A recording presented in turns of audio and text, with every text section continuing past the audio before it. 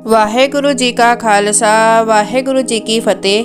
ਅਨਮੋਲ ਗੁਰਬਾਣੀ ਵਿਚਾਰ ਚੈਨਲ ਵਿੱਚ ਆਪ ਜੀ ਦਾ ਸਵਾਗਤ ਹੈ।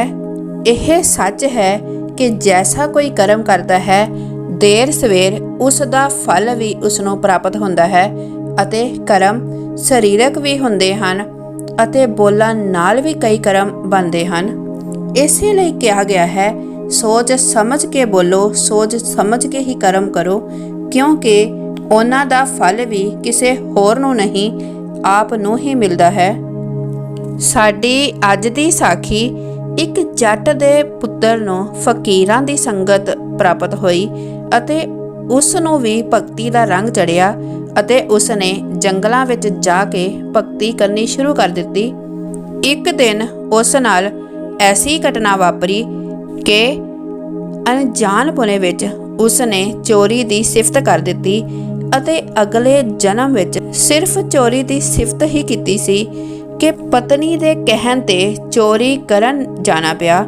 ਪਰ ਜੋ ਭਗਤੀ ਕੀਤੀ ਸੀ ਉਸਨੇ ਵੀ ਤਾਂ ਅਸਲ ਰੰਗ ਦਿਖਾਉਣਾ ਸੀ ਅਤੇ ਉਸ ਦੀ ਕੀਤੀ ਭਗਤੀ ਨੇ ਉਸ ਨੂੰ ਇਸ ਦਲਦਲ ਵਿੱਚ ਡਿੱਗਣ ਤੋਂ ਬਚਾ ਲਿਆ। ਇੱਕ ਬਹੁਤ ਹੀ ਪਿਆਰੀ ਸਾਖੀ ਸ਼ੁਰੂ ਕਰਨ ਤੋਂ ਪਹਿਲੇ ਆਪ ਜੀ ਅੱਗੇ ਬੇਨਤੀ ਹੈ, ਅਗਰ ਵੀਡੀਓ ਚੰਗੀ ਲੱਗੇ ਤਾਂ ਇਸ ਨੂੰ ਲਾਈਕ ਅਤੇ ਸ਼ੇਅਰ ਜ਼ਰੂਰ ਕਰਨਾ। ਜਿਹੜੇ ਚੈਨਲ ਤੇ ਨਵੇਂ ਹਨ ਸਬਸਕ੍ਰਾਈਬ ਵੀ ਕਰ ਲੈਣਾ ਅਤੇ ਬੈਲ ਆਈਕਨ ਵੀ ਦਬਾ ਲੈਣਾ। ਆਪਣੇ ਵਿਚਾਰ ਕਮੈਂਟ ਵਿੱਚ ਜ਼ਰੂਰ ਸ਼ੇਅਰ ਕਰਨਾ ਅਤੇ ਕਮੈਂਟ ਵਿੱਚ ਵਾਹਿਗੁਰੂ ਜੀ ਜ਼ਰੂਰ ਲਿਖਣਾ।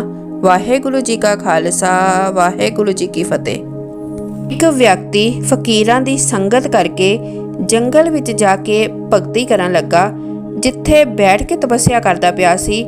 ਇਸ ਰਸਤਿਓਂ ਚਾਰ ਚੋਰ ਚੋਰੀ ਕਰਨ ਵਾਸਤੇ ਜਾ ਰਹੇ ਸਨ। ਉਹਨਾਂ ਚੋਰਾਂ ਨੇ ਸੁਖਨਾ ਸੁਖੀ ਕਿ ਜੇਕਰ ਸਾਡੇ ਹੱਥ ਕੁਝ ਪਦਾਰਥ ਲੱਗ ਜਾਵੇ ਤਾਂ ਇਸ ਫਕੀਰ ਨੂੰ ਵੀ ਪਦਾਰਥ ਦੇਵਾਂਗੇ।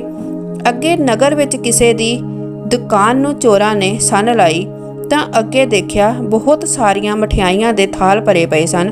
ਕਿਉਂਕਿ ਉਹ ਹਲਵਾਈ ਦੀ ਦੁਕਾਨ ਸੀ, ਉਹਨਾਂ ਚੋਰਾਂ ਨੇ ਚਾਦਰ ਵਿੱਚ ਮਠਿਆਈਆਂ ਬੰਨ ਲਈਆਂ ਅਤੇ ਉਸੇ ਰਸਤਿਓਂ ਵਾਪਸ ਆਏ।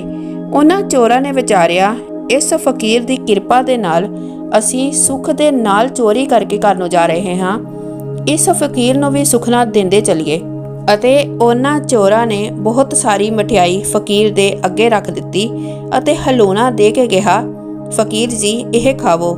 ਫਕੀਰ ਜੀ ਬੜੇ ਭੋਲੇ ਭਾਲੇ ਸਨ, ਕਿਉਂਕਿ ਛੋਟੀ ਅਵਸਥਾ ਤੋਂ ਹੀ ਫਕੀਰੀ ਧਾਰਨ ਕੀਤੀ ਸੀ ਅਤੇ ਨਾ ਹੀ ਫਕੀਰ ਨੇ ਕਦੀ ਐਸੀ ਸੁੰਦਰ ਮਠਿਆਈ ਖਾਧੀ ਸੀ। ਫਕੀਰ ਨੂੰ ਮਠਿਆਈ ਦਾ ਚੰਗਾ ਸਵਾਦ ਆਇਆ ਤਾਂ ਕਹਿਣ ਲੱਗਾ ਕਿ ਇਹ ਕੀ ਚੀਜ਼ ਹੈ। ਚੋਰਾਂ ਨੇ ਕਿਹਾ, ਇਹ ਚੋਰੀ ਹੈ।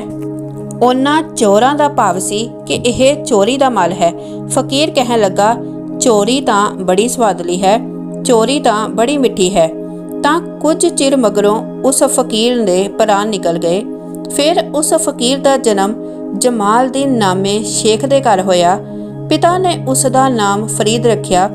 ਜਦ ਇਹ ਵੱਡਾ ਹੋਇਆ ਤਾਂ ਇਸ ਦਾ ਵਿਆਹ ਵੀ ਹੋ ਗਿਆ, ਪਰ ਕੰਮ ਕਾਰ ਕੁਝ ਨਾ ਕਰੇ, ਮਸਤ ਹੋ ਕੇ ਰੱਬ ਦੀ ਬੰਦਗੀ ਕਰਦਾ ਸੀ। ਇਸ ਕਰਕੇ ਪਿਤਾ ਨੇ ਫਰੀਦ ਨੂੰ ਘਰ ਤੋਂ ਅਲੱਗ ਕਰ ਦਿੱਤਾ।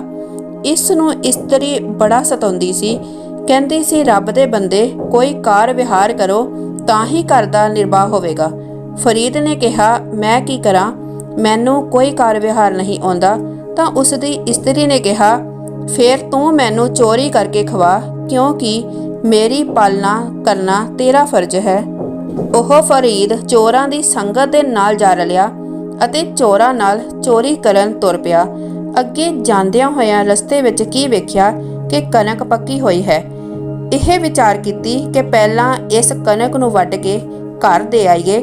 ਇਹਨਾਂ ਨੇ ਕਣਕ ਵੱਢੀ ਅਤੇ ਜਦੋਂ ਪੰਡਾ ਬਣ ਕੇ ਚੁੱਕਣ ਲੱਗੇ ਤਾਂ ਉੱਥੇ ਇੱਕ ਬੈਲ ਦਾ ਕਰੰਗ ਪਿਆ ਹੋਇਆ ਸੀ।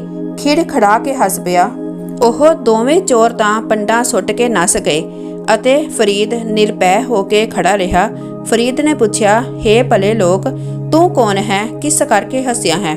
ਤਾਂ ਉਹ ਕਰੰਗ ਬੋਲਿਆ, ਹੇ ਭਾਈ, ਮੈਂ ਪਿਛਲੇ ਜਨਮ ਵਿੱਚ ਬੜਾ ਇਮਾਨਦਾਰ ਜ਼ਮੀਂਦਾਰ ਸੀ, ਕਿਸੇ ਦਾ ਹੱਕ ਨਹੀਂ ਸੀ ਖਾਂਦਾ। ਇੱਕ ਸਮੇਂ ਮੇਰੇ ਕਣਕ ਦੇ ਖੇਤ ਵਿੱਚ ਦੂਸਰੇ ਜ਼ਮੀਂਦਾਰ ਦੇ 5-4 ਕਣਕ ਦੇ ਸਿੱਟੇ ਮਿਲ ਗਏ। ਉਸ ਕਣਕ ਨੂੰ ਲਿਜਾ ਕੇ ਮੈਂ ਜਦੋਂ ਕੱਟਿਆ, ਪਿਸਾਇਆ ਅਤੇ ਫਿਰ ਖਾਧਾ ਕੁਝ ਚਿਰ ਮਗਰੋਂ ਮੈਂ ਮਰ ਗਿਆ ਅਤੇ ਜਦੋਂ ਮੈਂ ਪਰਲੋਕ ਵਿੱਚ ਧਰਮਰਾਜ ਦੇ ਪਾਸ ਹਾਜ਼ਰ ਹੋਇਆ ਤਾਂ ਮੇਰਾ ਹਿਸਾਬ ਹੋਣ ਲੱਗਾ। ਬਹੁਤ ਪੁੰਨ ਨਿਕਲੇ ਅਤੇ ਇੱਕ ਪਾਪ ਨਿਕਲਿਆ ਜੋ ਮੈਂ ਭੁਲੇਖੇ ਨਾਲ ਦੂਸਰੇ ਜ਼ਮੀਨਦਾਰ ਦੇ 5-4 ਕਣਕ ਦੇ ਸਿੱਟੇ ਪੀਸ ਕੇ ਖਾ ਲਏ ਸਨ।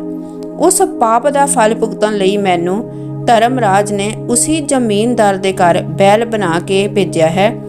ਇਸੇ ਲਈ ਮੈਂ ਕਿੰਨੇ ਸਾਲਾਂ ਤੋਂ ਬੈਨ ਬਣ ਕੇ ਉਸ ਜ਼ਮੀਨਦਾਰ ਦੇ ਹਲ ਅੱਗੇ ਲੱਗਾ ਅਤੇ ਬੜਾ ਦੁੱਖ ਪਾਇਆ ਹੈ।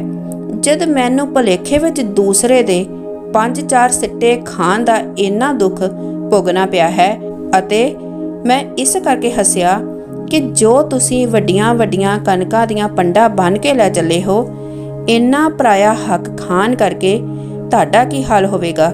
ਅਤੇ ਇਹ ਸੁਣ ਕੇ ਫਰੀਦ ਨੂੰ ਵੈਰਾਗ ਉਤਪੰਨ ਹੋ ਗਿਆ। ਉਸਨੇ ਉੱਥੇ ਹੀ ਕਣਕ ਦੀ ਪੰਡ ਸੁੱਟ ਦਿੱਤੀ ਅਤੇ ਆਪ ਤਪੱਸਿਆ ਕਰਨ ਚਲਾ ਗਿਆ।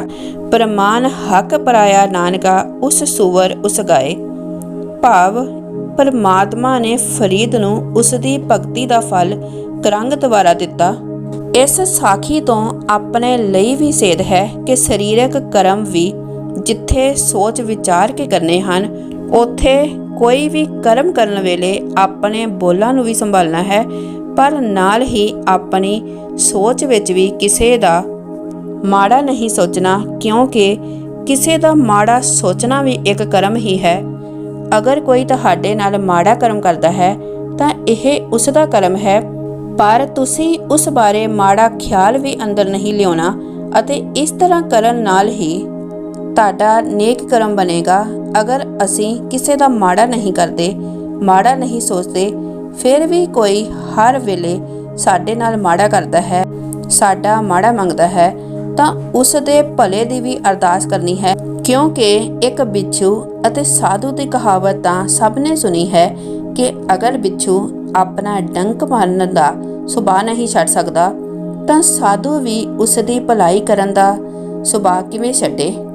ਕਿਉਂਕਿ ਅਗਰ ਬਿੱਛੂ ਆਪਣਾ ਸੁਭਾਅ ਨਹੀਂ ਛੱਡਦਾ ਤਾਂ ਸਾਧੂ ਨੇ ਕਿਹਾ ਸੀ, ਮੈਂ ਵੀ ਇਸ ਦੇ ਡੰਗ ਮਾਰਨ ਦੇ ਬਾਵਜੂਦ ਇਸ ਨੂੰ ਬਚਾਵਾਂਗਾ, ਕਿਉਂਕਿ ਇਹ ਆਪਣਾ ਸੁਭਾਅ ਡੰਗ ਮਾਰਨਾ ਨਹੀਂ ਛੱਡਦਾ ਅਤੇ ਇਸ ਨੂੰ ਬਚਾਉਣਾ ਮੇਰਾ ਸੁਭਾਅ ਹੈ। ਮੈਂ ਆਪਣਾ ਸੁਭਾਅ ਕਿਉਂ ਬਦਲਾਂ।